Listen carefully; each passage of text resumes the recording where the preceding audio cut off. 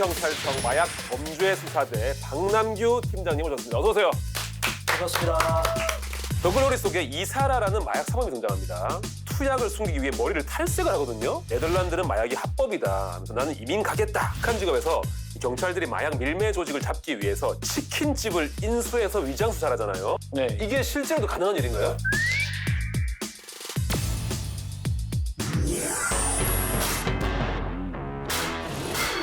미디어 속에서 마약을 다루는 그런 방식이 진짜인지 아닌지 궁금해하시는 분들이 많을 것 같아서 저희가 코너 속의 코너를 준비했습니다. 아, 예, 예. 네, 미디어 속 마약에 대해 팩트 체크하는 시간을 준비했는데요. 그것도 알고 싶고 마약도 알고 싶다. 줄여서 그알 말. 그 할 말 해보겠습니다. 자, 첫 번째 장면입니다. 요즘 화제 드라마 더글로리 보셨나요? 네, 봤어요. 더글로리 속에 이사라라는 마약 사범이 등장합니다. 경찰 수사가 시작되자마자 투약을 숨기기 위해 머리를 탈색을 하거든요. 네, 네, 네. 이거 효과 있나요? 보통 마약 사범들 사이에서 네. 그런 얘기들이 낭설이 돌아서 낭설인가요? 하는 경우가 있어요. 네. 있는데 전 탈색을 했는데도 모발에서 마약류를 검출한 적도 있어요. 아, 그래요? 방금 탈색은 이제 모발에 대한 건데 이 마약 검사는 모발만 보는 건 아닐 거 아니에요. 주로 어떻게 검사를 하는 거예요? 보통 저희들이 검거했을 때 기본적으로 하는 거는 모발하고 소변을 해요. 소변. 네, 검사하는 키트는 따로 있어요. 그것도 갖고 왔어요. 모발이 소변이요? 모발은 국가에서 하는 거고 어. 이제 임시적으로 소변에서 이 사람이 근래에 투약했는지 안 했는지를 확인할 수 있어요. 그런 게 있어요? 이렇게 전문적으로 검사할 수 있는 그런 게 이제 메탄페타민이라고 필로폰 투약 여부를 소변에서 확인하는 거, 아, THC라고 해서 아. 대마 성분 확인하는 거. 이렇게 보통 마약별로 있어서 우리 그 코로나 네. 키트하고 비슷하게 생겼어요. 근데 궁금해요. 근데 이게 마약 사범이 왔어요. 왔는데 이제 모발이랑 뭐 소변 검사를 해야 돼요. 거부하는 사람도 있어요? 막 그냥 참고 뭐 소변 안 보면서 있어요. 끝까지 참는 사람 있을 있어요. 것 같아요. 네, 네. 그럼 우리도 끝까지 기다려요. 그러니까 근데 결국은 그 사람이 이길 수 없는 게임이잖아요. 네, 나와요. 막. 끝까지 참았어요. 그런 사람도 있었고 옛날에는 이제 본인도 먹은 사람도 있어요. 왜요? 걸릴까 봐. 아, 해놓고 검사하려고 그러니까. 근데 그 사람은 이제 먹었지만 먹으면 또 기다리죠. 또 해야 되잖아. 그냥 한 번에 하지. 아유. 다음 질문입니다. 이어지는 질문입니다. 더글로리. 이사라가 네덜란드는 마약이 합법이다 하면서 나는 이민 가겠다. 막 떼쓰는 장면이 나와요. 부모님들한테. 네네네. 정말로 네덜란드는 마약이 합법인 거예요?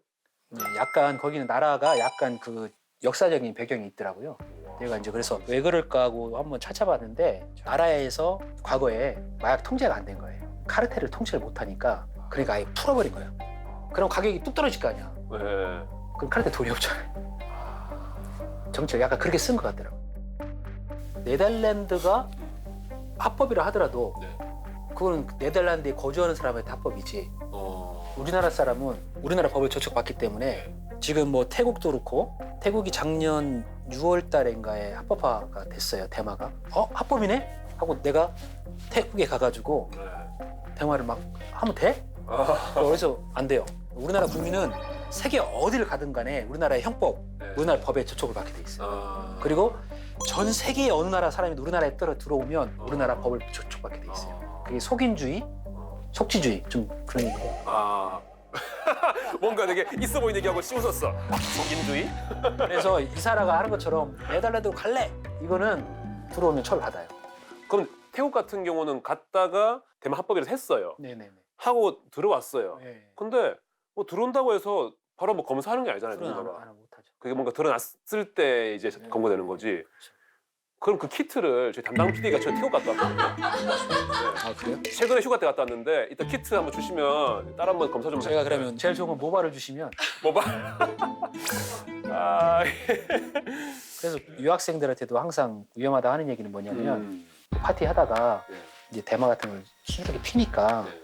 아 여기서 한 번 정도는 괜찮겠지 이렇게 해서 접하는 경우 있더라고 실제적으로. 이제 거기서 이제 자유롭게 좀 하다가 국내에 들어왔어요. 네. 들어와서 안 하면 되는데 생각이 난단 말이죠. 결국은 이 마약이라는 게 뭐 한 번 했을 때 안 잡힐 수는 있겠지만 한 번 하면 두 번 하게 되고 세 번 하면 하다 보면 결국은 잡히게 되는 그런 거네요, 그죠? 그럼 다음 질문입니다. 영화 극한 직업 보셨죠? 네네네. 극한 직업에서 경찰들이 마약 밀매 조직을 잡기 위해서 치킨집을 인수해서 위장 수사를 하잖아요. 네. 이게 실제로도 가능한 일인가요? 우리 수사 형사들이 치킨집을 운영하거나 포장마차 운영할 수는 없고 그거는 네. 어려운 얘기고 검거 현장에서 임기응변 할 수 있어요. 예를 들어서 접선 장소가 편의점 앞이다. 그러면 우리가 편의점 종업원으로 위장을 하거나 네, 그거는 가능해요. 또 이제 호텔 같은 데에서 마약사를 검거할 때는 젊은 형사들이 연인처럼 해가지고 자리에 앉혀놓고 저처럼 나이 들고 좀 나이 든 사람들은 저 멀리 가서 정문에 가서 지키고 제일 편하죠. 의자에 앉아서 커피 마시고 우리 길거리에 서 있으니까. 저번에는 내가 한번 마시는 것 같은. 밥을 못 먹어 점심 거래가 안 돼가지고 길거리에 서 있는데 배가 너무 고픈 거야. 막 지들끼리 빵 사 먹고 커피 먹고 그러더라고 안에서. 그런 식의 순간순간에 맞춰서는 할 수 있어요. 할 수 있지만 집을 인수를 해서 포장마차를 한 달을 운영한다거나 이렇게는 영화니까 그렇게 하는 거고. 그러면 예를 들어서 어디 그 마약 조직이 이 어떤 집에 있어요. 국내 마약의 뭐 한 80%를 얘네들 하고 있어. 얘만 잡으면은 국내 마약 그 대부분 문제 해결됐어요. 근데 있어? 히트쳐요. 근데 애사집에서는 한 달 정도 옆에서 계속 감독을 해야 돼. 그래서 그 앞에 코로나 치킨 전화를 하면 그냥 하나 월세고 정수하겠다. 팔아야 되는데? 치킨을 팔아야 되잖아요.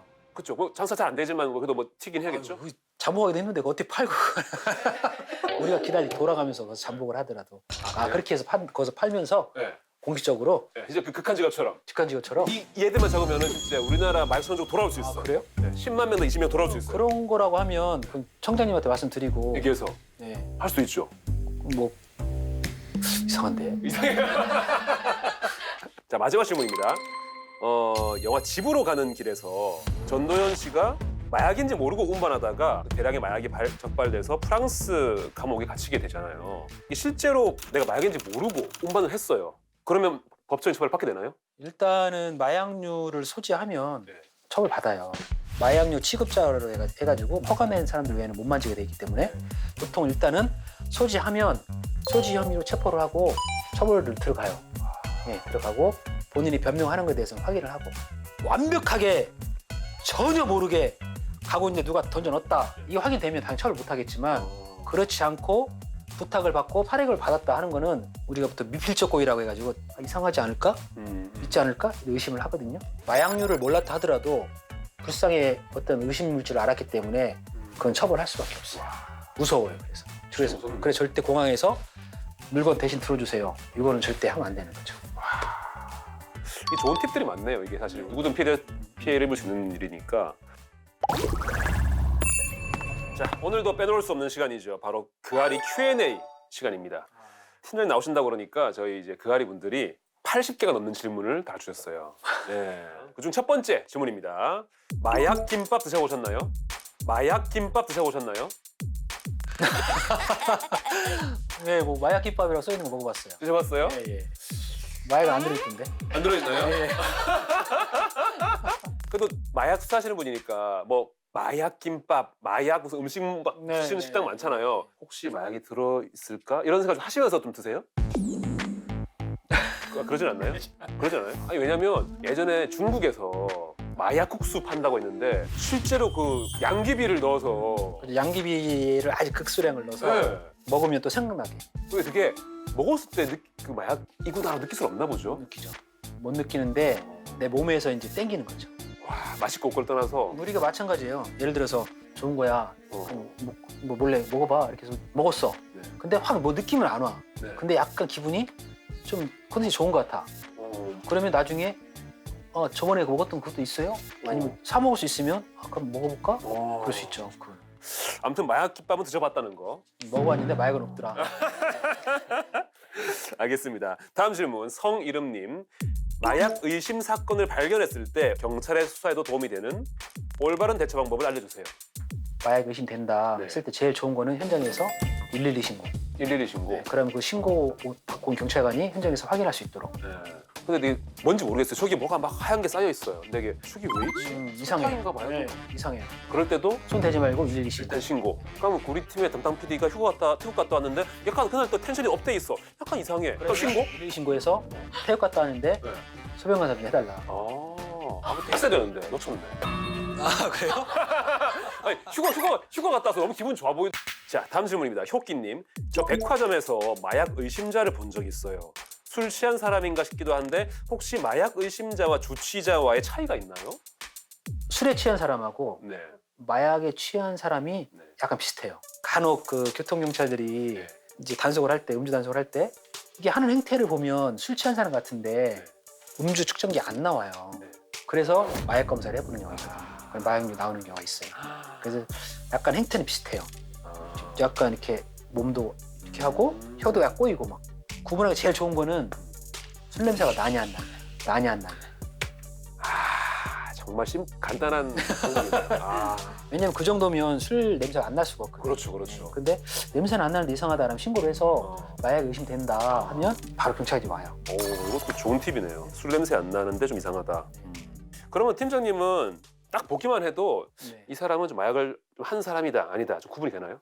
그렇게 할 것 같으면 길거리 다니면서 척척척 이렇게 하는 그건 아니었고 대신에 이제 투약하는 사람들이 보통 팔에 하잖아요. 네.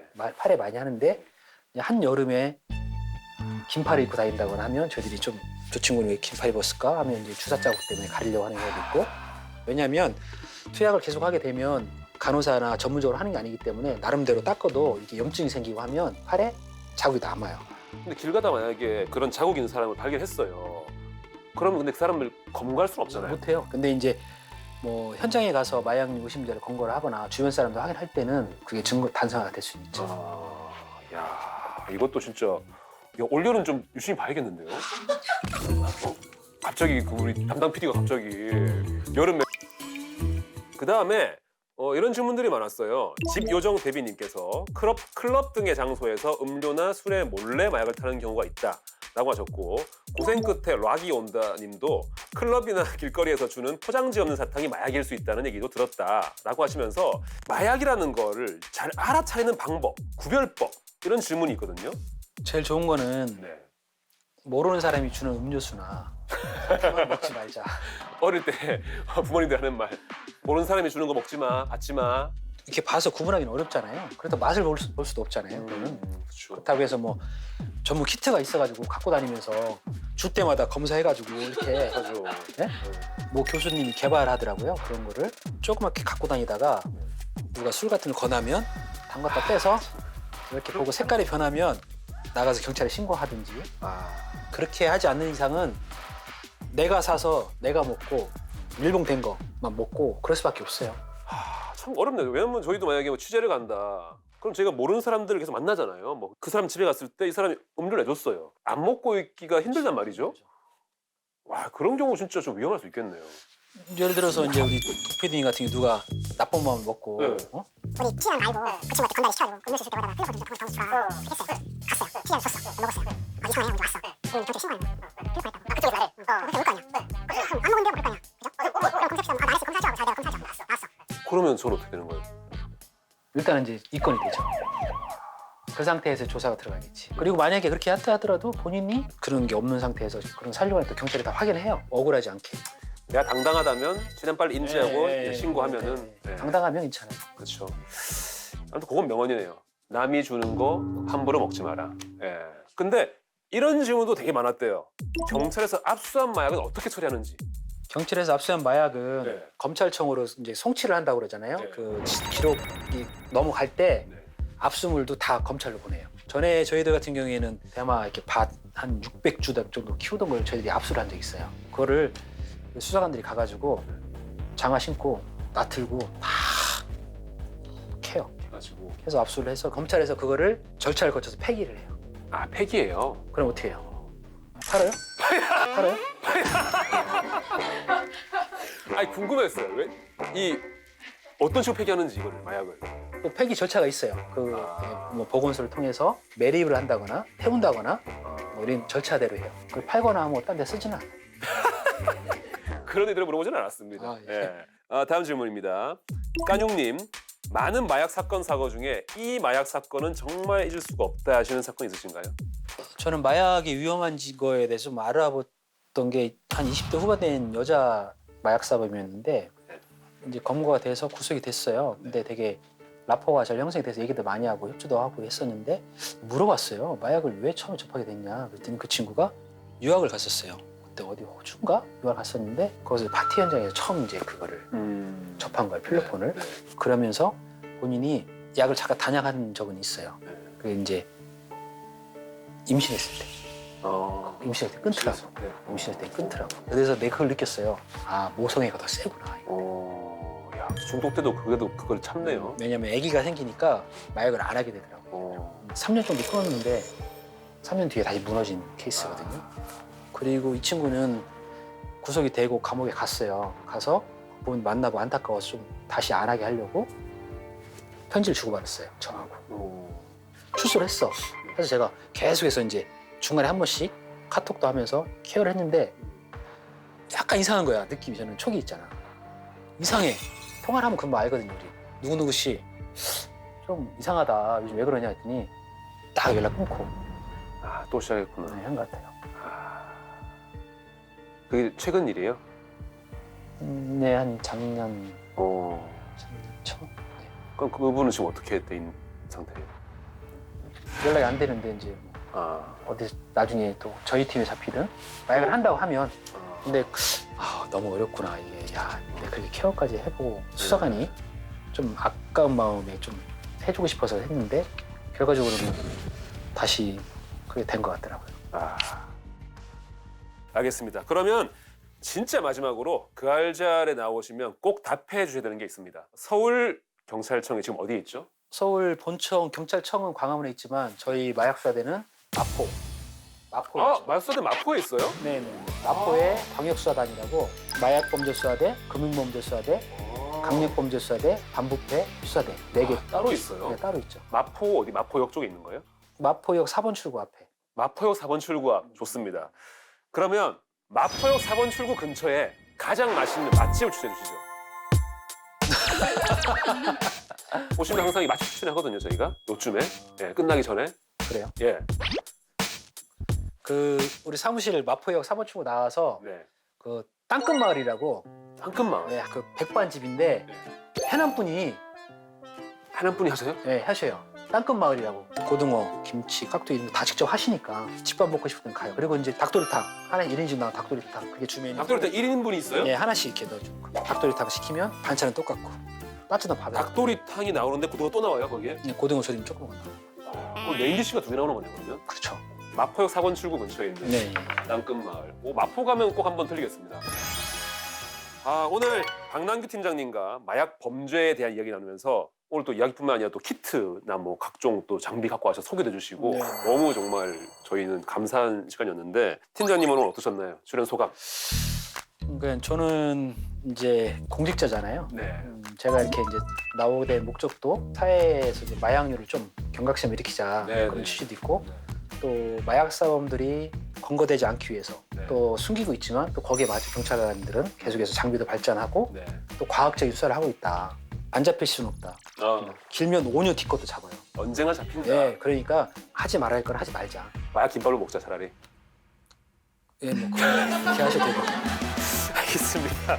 저희는 다음 알잘에서 더 재밌는 이야기로 돌아오겠습니다. 함께해 주신 박남규 팀장님 감사드립니다. 감사합니다. 네.